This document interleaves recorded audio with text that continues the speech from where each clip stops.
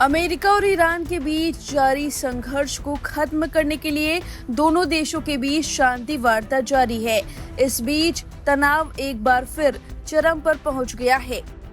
अमेरिकी सेना ने पिछले 48 घंटों में स्ट्रेट ऑफ हॉर्मुज के पास स्थित एक ईरानी सैन्य ठिकाने पर दूसरा हमला कर दिया है। ईरान ने इस कार्रवाई की निंदा करते हुए इसे दोनों देशों के बीच हुई संघर्ष विराम का स्पष्ट उल्लंघन बताया है।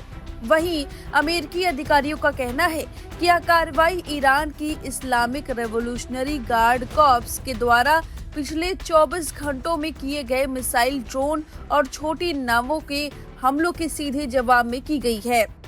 दोनों देशों के बीच यह टकराव ऐसे समय में हुआ जब अमेरिकी विदेश मंत्री मार्को रूबियो ने भारत में मीडिया से कहा कि युद्ध को समाप्त करने के लिए एक समझौता 1-2 दिनों में अंतिम रूप ले सकता है। उनके मुताबिक वार्ताकार अब केवल एक शब्द या एक वाक्य के मतभेदों को सुलझाने में लगे हैं। आपको बता दें कि दोनों देशों के बीच इस युद्ध की शुरुआत 28 फरवरी 2026 को ईरान के खिलाफ अमेरिका और इजराइल द्वारा संयुक्त रूप में किए गए हमलों से हुई थी।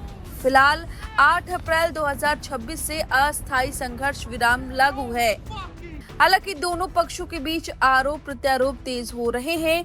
अमेरिका का आरोप है कि ईरान ने अमेरिकी विमानों की मौजूदगी के दौरान कई सतह से हवा में मार करने वाली मिसाइलें दागी।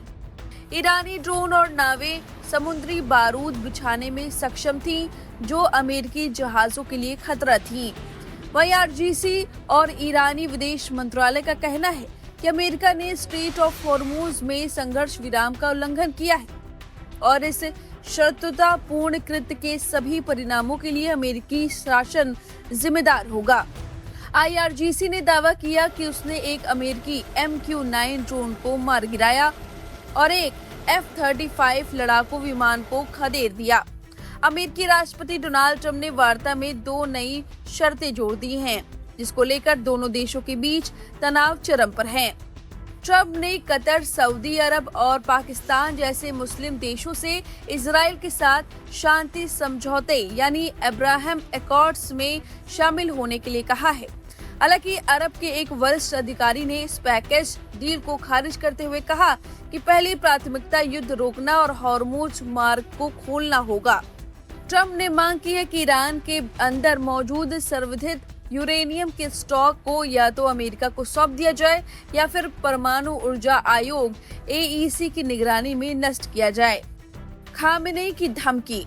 अपने दिवंगत पिता की जगह लेने के बाद से सार्वजनिक रूप से न दिखने वाले ईरान के सर्वोच्च नेता मुश्तबा खामेनेई ने सोशल मीडिया पर अमेरिका को चेतावनी दी है।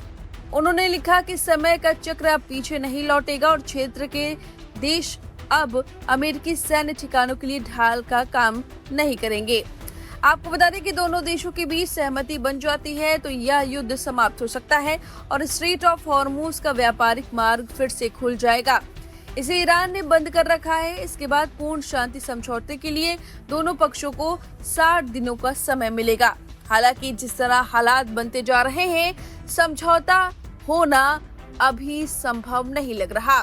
फिलहाल इस खबर पर आपकी जो भी राय है, कमेंट करके अपनी राय जरूर दें। बने रहिए लाइव हिंदुस्तान के साथ।